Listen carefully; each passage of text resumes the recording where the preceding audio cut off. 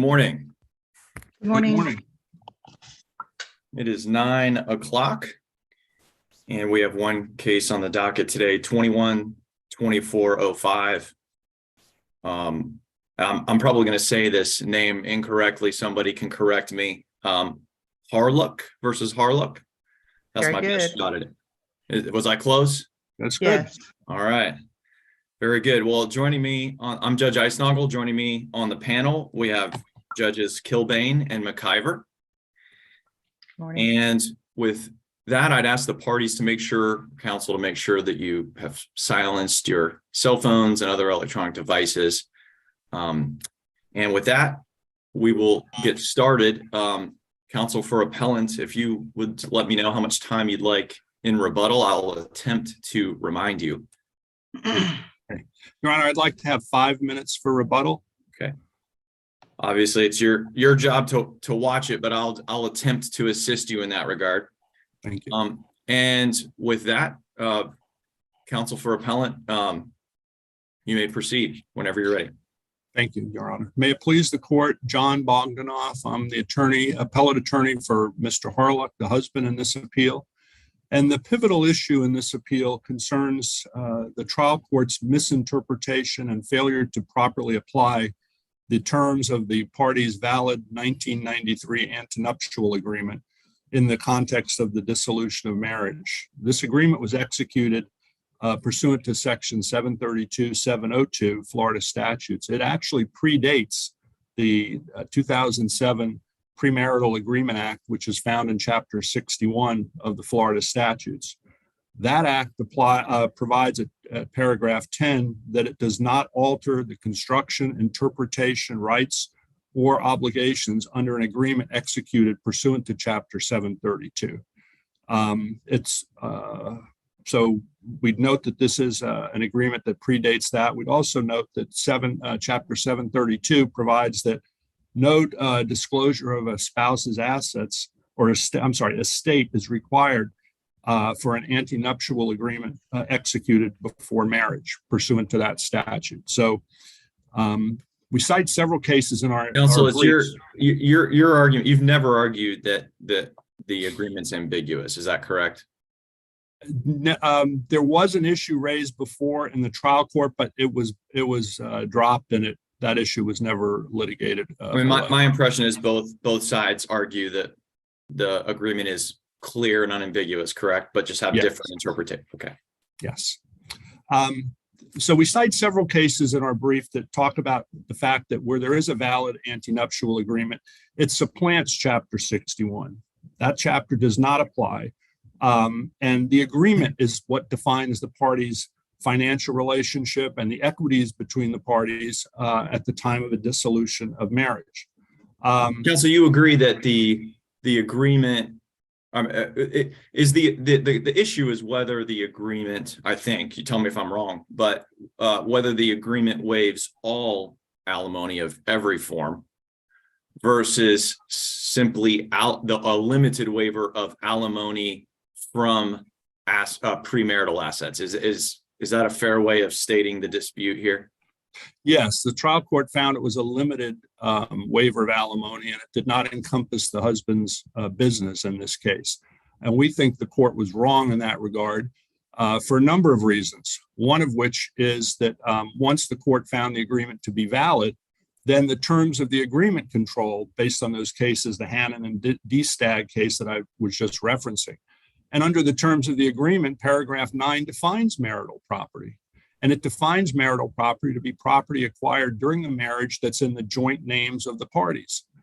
And this business does not qualify under those two requirements as per the definition of marital property.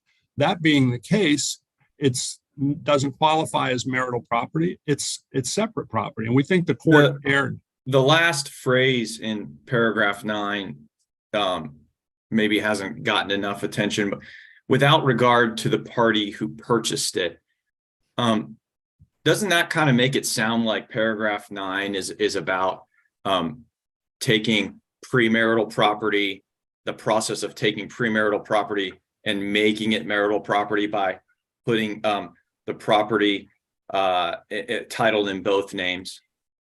Well, I don't think it limits it to that. It says acquired during the marriage Well, let me ask you this, if with title in both names. no, I mean, fair enough, but how does one party purchase property And if it was already marital? I mean, just walk me through that. Doesn't that kind of imply that the property that the purchase is being made from separate or premarital property?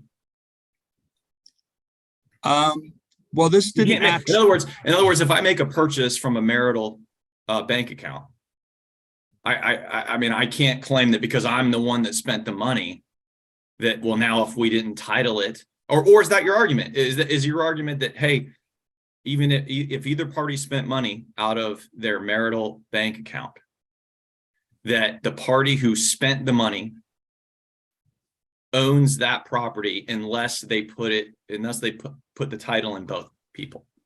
Yes, I believe paragraph 9 requires title to be in both, in the name of both. So even if the names. funds came So- from clear and undisputed marital property, let's say undisputedly commingled between the two, or however we want to say it, conclusively a marital account where every dollar in that account is marital funds. Your position is that this agreement says that if husband spends money out of that account, but neglects to buys a car out of that account, that marital account, but neglects to put the car title in both names, that he has essentially commandeered those marital funds, and now they're his funds. Well, I don't know that that's our case. Our case involves No. I know. a business. Just answer my question, yes or no, and then provide me the explanation. Is that your argument that paragraph 9 sets up a situation where husband or wife can take marital funds, clear marital funds, and convert them into their own separate property simply by spending the money and not putting the car in both people's name?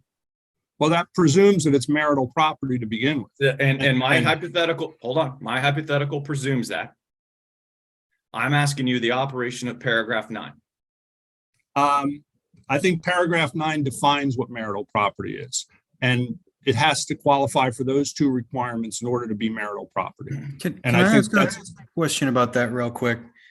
I'm looking at paragraph 9 now. The parties may, during marriage, acquire property. Seems to me that the operation of that sentence is to establish that the properties can, or that the parties can do something. This doesn't seem to be a definitional paragraph to me at all. It simply says, notwithstanding whatever else is in this contract, the parties may also acquire marital property. There's no definition in paragraph 9. Well, it does indicate how marital property is acquired, and the way it's acquired is it's titled in both names and it's acquired during the marriage. And those are the two requisites under paragraph 9. Remember that under the antenuptial agreement, the parties have the right to define and provide for their rights outside of Chapter 61, and that's what they've done here. Counsel, I don't think I've gotten a clear answer to my question. I'm just trying to figure out your view of paragraph 9 and how it operates. So a straight yes or no and then explanation would help me understand how you think paragraph 9 operates. But in my hypothetical, where you have the marital bank account and there's no dispute that every penny in that account is marital funds, and then husband goes and spends $20,000 on a car, does not put the car in his and wife's names, only puts it in his name. Has he effectively, under paragraph 9, converted those funds from marital funds in the bank account to his sole property now in the car? Yes or no, and then explain. I need to understand yes or no, and then an explanation. I really can't say.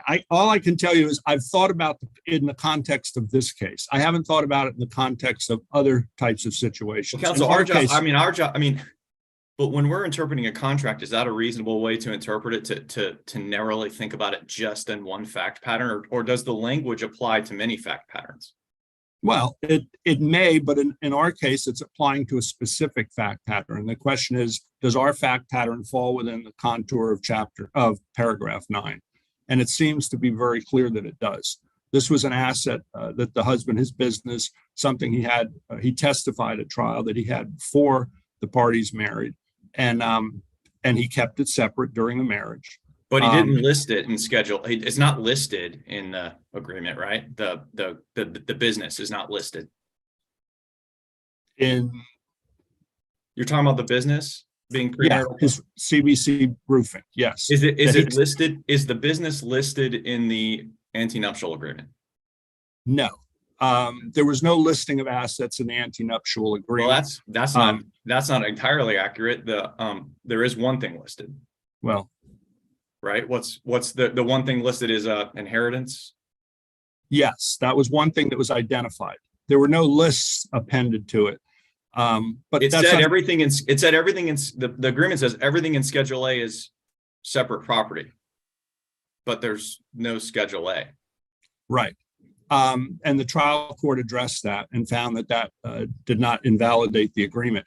And that's not surprising because when we just talked about chapter 732, which says assets do not need to be disclosed. Right. I mean, So it's I'm not saying that invalidates the agreement. That's not at all what I'm saying. I'm just asking questions, and my question is more directed to whether or not the business can be considered separate property under the agreement when the agreement says property listed is separate, but the agreement does not list the business. I think as long as the parties were aware of it and as long as there was general knowledge of it, then the answer is it Counsel, can be considered. that's not what the agreement says. Do you agree? I mean, that's not actually, if we actually read the language, that's not what it says. It doesn't Well- say premarital property that the parties know about. No, but it does say that it's separate assets and separate funds are the Identified property in, of the identified in individual. Schedule A, right? Right, but it doesn't say it exclusive to that one asset. But it it's- has no, point me to the language where it says Schedule A and any other property that the parties know about. I mean, point me to that type of language.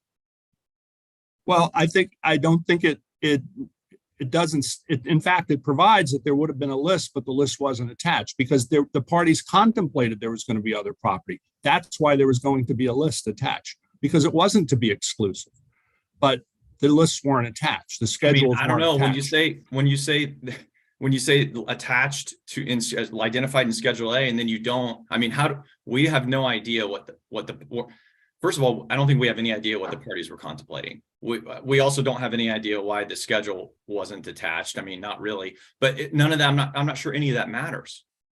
Right? Isn't all that matters what this agreement actually says? It didn't matter to the trial court. The trial court found it was a valid agreement. The trial court found the failure to include the list did not defeat the validity. You're conflating. Not the entire agreement, but it certainly sets out the definition of what is separate marital property. Well, yes, it can, but the question is, in the absence of the list, if the parties were aware of separate property, if there was general knowledge about what separate property existed, then under the law, that's enough. As long as the party Sorry to interject. has think you're general right, knowledge. too.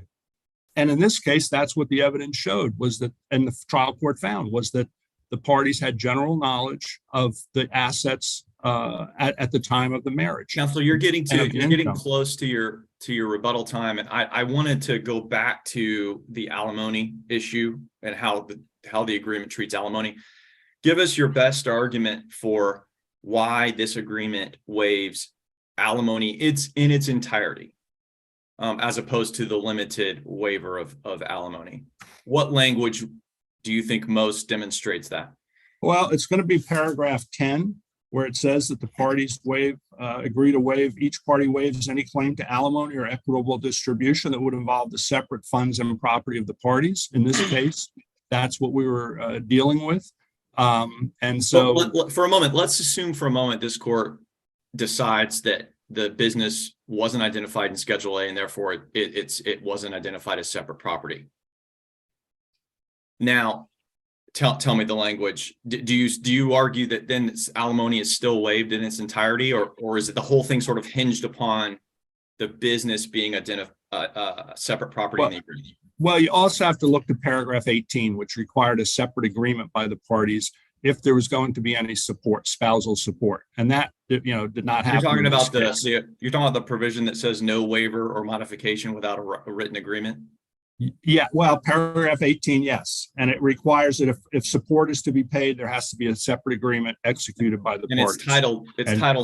the paragraph titled modification, right?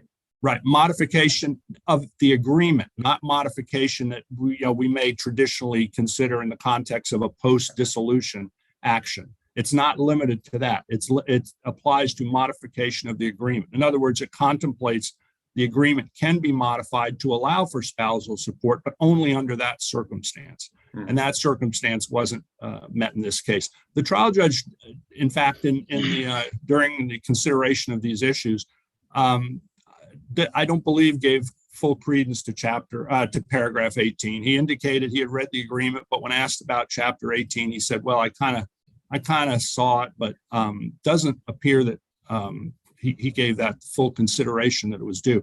After all, we have to read these agreements as a whole. We can't just read them, one paragraph or one provision. We can't just read one sentence in paragraph 18, right? We have to read the entirety of the agreement. Yes, the agreement's to be read as a whole, including paragraph 18. And do you agree, based on this court's precedent and the Supreme Court precedent, that we're to read legal documents as a reasonable reader would understand them?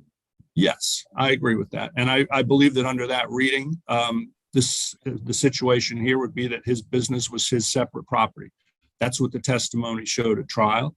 And that's what the agreement contemplated, that separate property would be kept separate and would not be subject to support for the other spouse. And that's what the parties agreed to. And they had every right to agree to that. Counsel, you're into your rebuttal time. Do you want to? I'd like to. Yes, thank you. All right, very good. And you have about 4 minutes, 15 seconds. And with that, we will recognize counsel for the appellee. I'm not sure. Are both attorneys planning to argue today? I should have asked this initially, I suppose. No, Judge. I'm Sheila Ennis for Catherine Harlock, and I'll be arguing on behalf of her as the wife and petitioner below. All right, counsel, you're recognized. Thank you. I'd like to jump right into paragraph 9. It is not, in fact, a definitional paragraph. All it does is set forth what happens to jointly acquired, after the marriage, jointly acquired property that is titled in both names, and it decides how that's to be disposed of.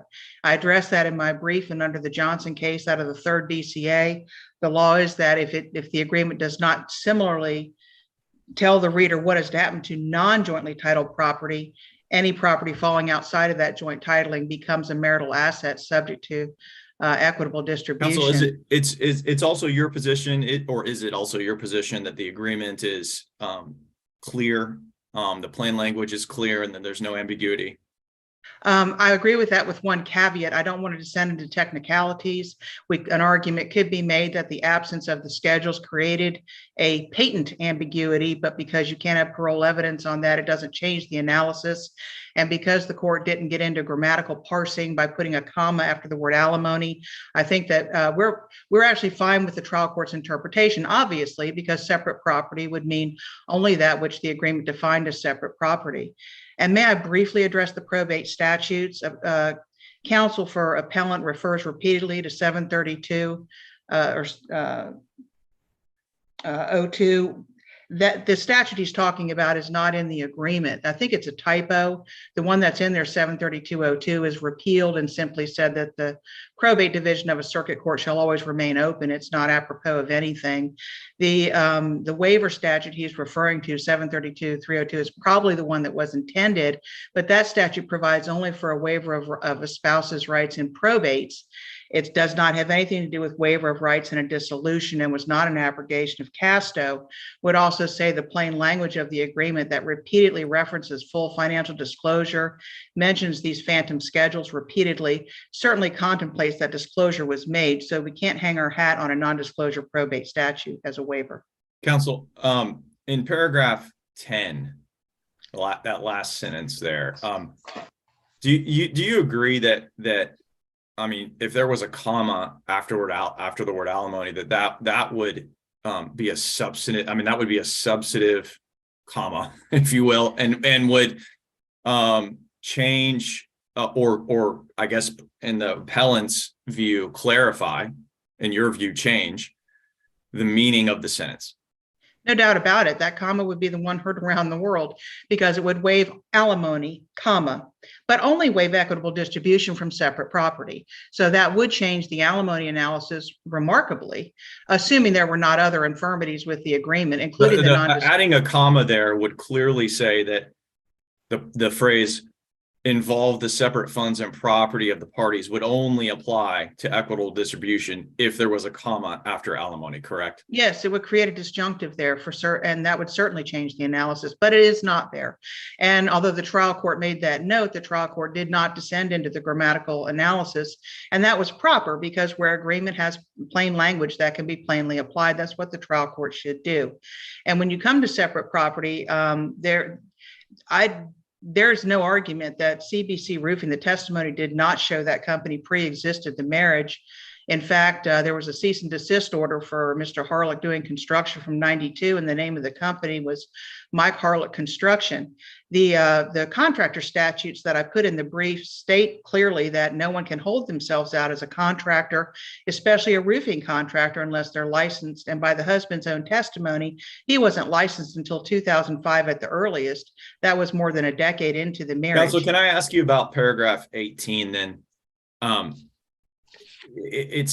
I will just offer to you, it seems like a very unusual provision. It starts out as a typical no modification, no waiver without a written agreement provision, and then has this what seems to be a pretty unusual sentence in that provision that quite conceitedly, from my point of view, was not whatever it means, it wasn't drafted real well. Typos and all, but what is your view? Because it seems like appellant puts a whole lot of their argument on this sentence in paragraph 18. What does that mean to you? What do you think that means, paragraph 18? If we're speaking about the support language, I don't think it clearly says spousal support. It could mean anything. Obviously, child support is never waivable. Neither is alimony pendente lite under the Belcher case. So it could never be a full waiver of any kind of alimony anyway under the law that as it exists to this day. It also speaks of future modifications and is concerned with formality. But at the bottom, my bottom analysis is that under the law in every DCA, including the 5th DCA, for a waiver of alimony to be given effect, it has to be clear, unambiguous, and unequivocal. And those of us who draft marital settlement agreements are very careful to put it in, in every conceivable language that this is a non-modifiable waiver of all types of alimony, spousal support, as much as can be waived under the law. I don't think that can be read as a wholesale waiver of alimony. It simply doesn't fit the law. And the alimony pendente lite, the inability to waive that has been a fixture in law for, I think, going back to the days of English alimony, and it still is the law in Florida today under 61075. So it wouldn't be effective there. And what does it mean, support?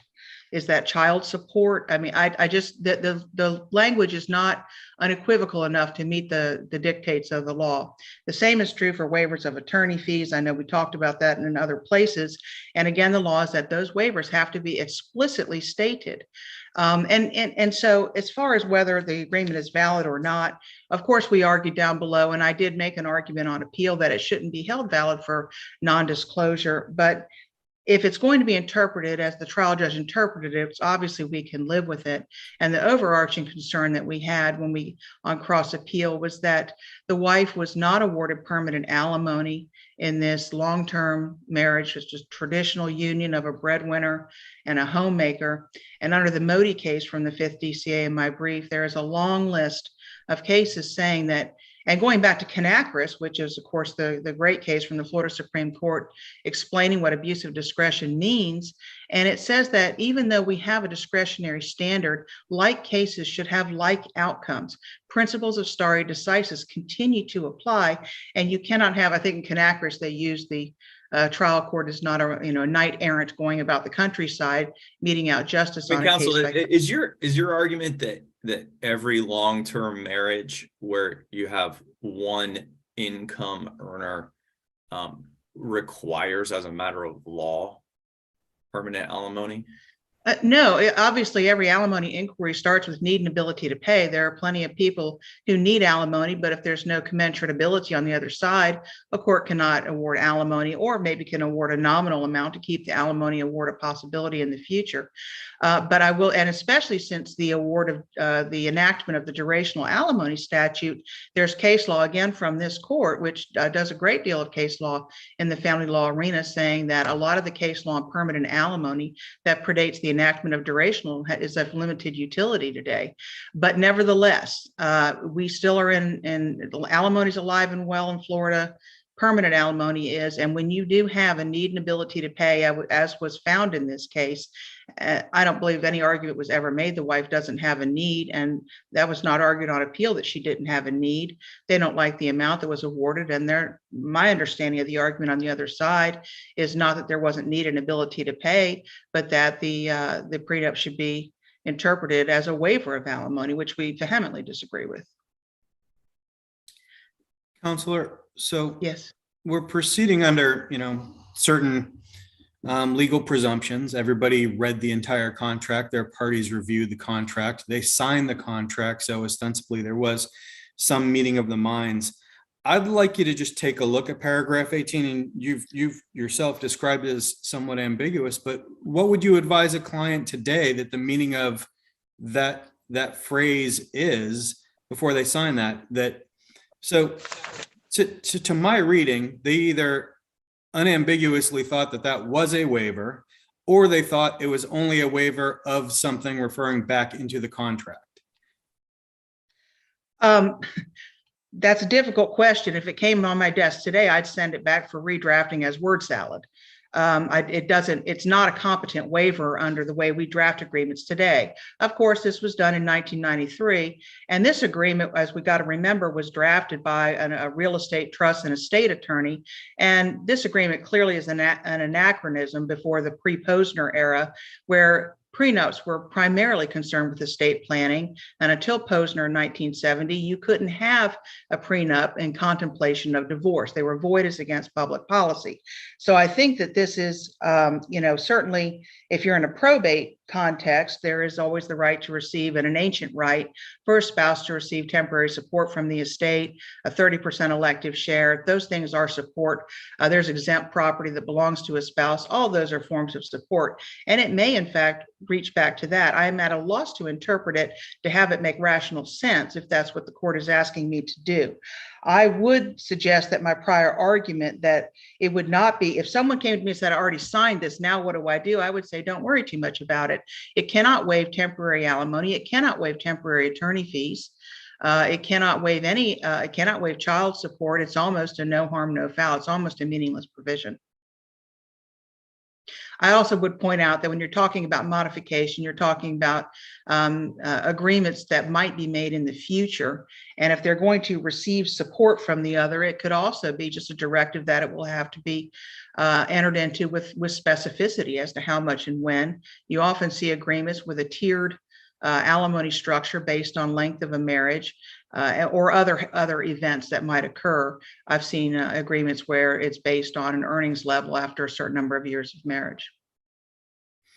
So and forgive me, I don't want to dumb down your argument too much, but I'm just trying to put it into some very plain terms for me, that alimony would not fall into the provisions of, to receive support after the relationship terminates. It would not be given effect. It could encompass permanent alimony, all forms of alimony. It could even attempt to include pendente lite, temporary alimony. It could include child support. All those intents may be in there. However, the law will not give it effect because it is not clear and unambiguous waiver of post-judgment alimony, and that is, the law will treat it as a nullity.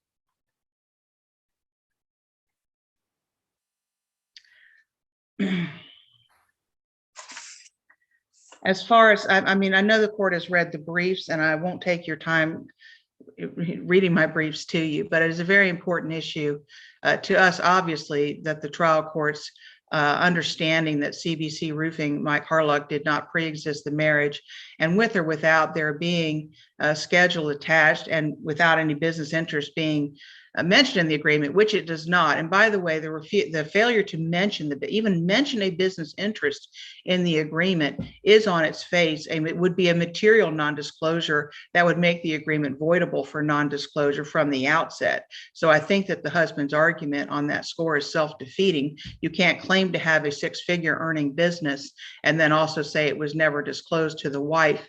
And if the business did not exist until the earliest 2005, which is the clear testimony of the husband in 3 or 4 places, going back to his deposition in July of 2019 and perpetuated all the way through the second day of trial in December of 2020. It wasn't until he proceeded pro se on the last day when he testified through his line of questioning of the wife that business was always my business. It was always my business. Businesses are each a person under the due process clause of the federal constitution. We know that, at least when it comes to terms of property rights, and they're treated separately. One business is not the same as another business. They each have an EIN in Florida. They spring to life when they're registered with Sunbiz.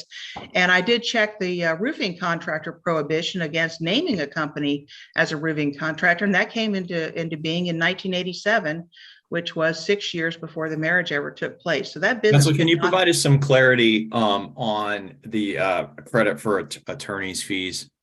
I know your position is that appellant, your argument is that appellant's position is not supported by the record, but that essentially this credit sort of originated from an insurance payment check. Is that correct? And the temporary support payment. Yes, the parties had, I believe it was some kind of storm damage to the marital home, and they were in litigation with the insurance company, and they received a check that they were going to share equally. It was agreed by counsel at the temporary needs hearing that the wife would receive $12,500 of that check, and that would go towards her temporary attorney fees.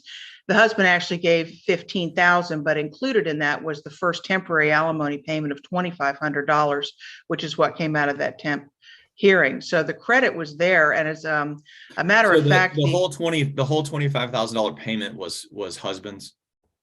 It was in the party's joint name. So it really was a property distribution, but everyone agreed, as is often done as a practical matter, here's money in the bank, here's lawyers that need to be paid. Let's give the money now and we'll let it all sorted out at the end of the case. So, but I guess was half of the $25,000 check husband's and half wife's? Correct. Under the presumption that equitable distribution is always 50-50, it would have been. But so I guess, I'm not great at math, counsel, but how is the $12,500 a credit at all if it was already wife's money? Well, it sort of is, because if you're talking about equitable distribution, and I believe we are under the agreement, that certainly would be jointly titled after acquired marital property, that insurance proceeds check. And if you take fees and all alimony payments out of it, and they just get a $25,000 check, half of it's husband's, half of it's wife's, right? Right. But it's also fair. It can be considered fair to say out of the property, not just the income of the payor, the presumptively payor spouse, we can take property, and these parties can take this marital asset and divide it. A court can go so far as to make a litigant invade their retirement accounts. Sure. I guess. Okay. All right. So you're comfortable that the 12.5 is a credit? I am. Okay. Very good. And if you have no other questions of me, I'll leave you with 3 minutes and 26 seconds. All right, counsel. Thank you very much. Thank you. And with that, we have rebuttal time of 4 minutes and 15 seconds. It looks like. Counsel, whenever you're ready, you may proceed. Okay, Your Honor. First of all, we would submit that paragraph 18 is not ambiguous and does provide for a clear waiver of alimony. It talks about. Here's the hard part of the really hard part about your argument here. Let's assume for a moment that paragraph 9 is not a definition and that it can be read to apply only to separate property. Then let's acknowledge for a moment that paragraph 10 doesn't have that comma after the word alimony. Now we get to paragraph 18. With that, with those assumptions, the entirety of the agreement is about separate premarital property, right? With those assumptions, Those assumptions, yes. the entirety of it. Now, your argument is that, okay, nevertheless, in the anti-waiver, anti-modification provision that's in many contracts that says, hey, you don't waive or modify anything without an agreement, that suddenly it's reasonable to read this one sentence as drastically expanding the substance of the agreement. Well, the one sentence talks about support, to receive support after the relationship terminates. Mhm. That is a broad waiver of alimony. We're not talking about child support. We're not talking about temporary support. You We're reckon, but talking about you support. concede under your interpretation, paragraph 18 in that one sentence would drastically increase the subject matter of the agreement. Yes. Well, the agreement provides, it has provisions for marital property and separate property. So I don't think we're necessarily incredibly expanding the terms of the agreement. I think it says Where's what it the says. provision for marital property other than paragraph 9? Well, that's the provision for it. And It's that, and paragraph 9. again, I read that as actually relating to premarital property. I mean, the way I read it, but let's assume for a moment that that's actual. Yes, it's marital. It's about marital property, but it's let's say it can be read as, hey, when property goes from separate to marital. So other than that, you agree though that under at least one reading of paragraphs 9 and 10, this one sentence in 18 would drastically expand the agreement. Yes. No. Up until this I point, don't. there's only a limited waiver of alimony.